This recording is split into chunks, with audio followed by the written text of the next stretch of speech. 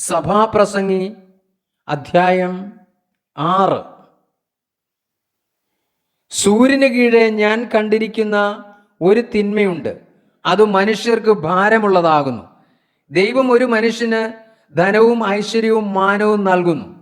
അവൻ ആഗ്രഹിക്കുന്നതിനൊന്നിനും അവന് കുറവില്ല. എങ്കിലും അത് അനുഭവിപ്പാൻ ദൈവം അവന് അധികാരം കൊടുക്കുന്നില്ല. ഒരു അന്യനത്രേ അത് അനുഭവിക്കുന്നത്. അത് മായയും വല്ലാത്ത വ്യാധിയും തന്നെ.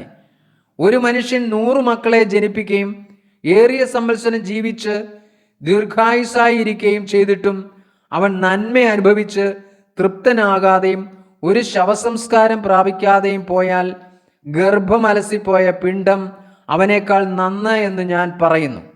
അത് മായയിൽ വരുന്നു, അന്ധകാരത്തിലേക്ക് പോകുന്നു. അതിൻ്റെ പേർ അന്ധകാരത്തിൽ മറഞ്ഞിരിക്കുന്നു. സൂര്യനെ അത് കണ്ടിട്ടില്ല, അറിഞ്ഞിട്ടുമില്ല. മറ്റവനേക്കാൾ അധികം വിശ്രാമം അതിനുണ്ട്. അവൻ 2000 ആണ്ട് ജീവിച്ചിരുന്നിട്ടും നന്മ അനുഭവിച്ചില്ലെങ്കിൽ എല്ലാവരും ഒരു സ്ഥലത്തേക്കല്ലയോ പോകുന്നത്. മനുഷ്യൻ്റെ പ്രയത്നമൊക്കെയും അവൻ്റെ വായ്ക്ക് വേണ്ടിയാകുന്നു, എങ്കിലും അവൻ്റെ കൊതിക്ക് മതി വരുന്നില്ല. മൂഢനേക്കാൾ ജ്ഞാനിക്ക് എന്തു വിശേഷതയുള്ളൂ? പരിജ്ഞാനമുള്ള സാധുവിന് ജീവനുള്ളവരുടെ മുമ്പിൽ നടക്കുന്നതിൽ എന്തു വിശേഷതയുള്ളൂ? അഭിലാഷത്തിൻ്റെ സഞ്ചാരത്തേക്കാൾ കണ്ണിൻ്റെ നോട്ടം നല്ലത്, അതും മായയും വൃഥാ പ്രയത്നവും അത്രേ.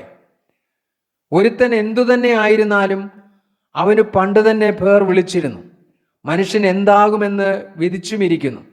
തന്നിലും ബലമേറിയവനോട് വാദിപ്പാൻ അവന് കഴിവില്ല. മായയെ വർദ്ധിപ്പിക്കുന്ന വാക്ക് പെരുക്കിയാലും മനുഷ്യന് എന്തു ലാഭം? മനുഷ്യൻ്റെ ജീവിതകാലത്ത് അവൻ നിഴൽ പോലെ കഴിച്ചുകൂട്ടുന്ന വ്യർത്ഥമായുള്ള ആയുഷ്കാലത്തൊക്കെയും അവൻ എന്താകുന്നു നല്ലത് എന്ന് ആർക്കറിയാം? അവൻ്റെ ശേഷം സൂര്യന് കീഴെ എന്തു സംഭവിക്കുമെന്ന് മനുഷ്യനോട് ആർ അറിയിക്കും?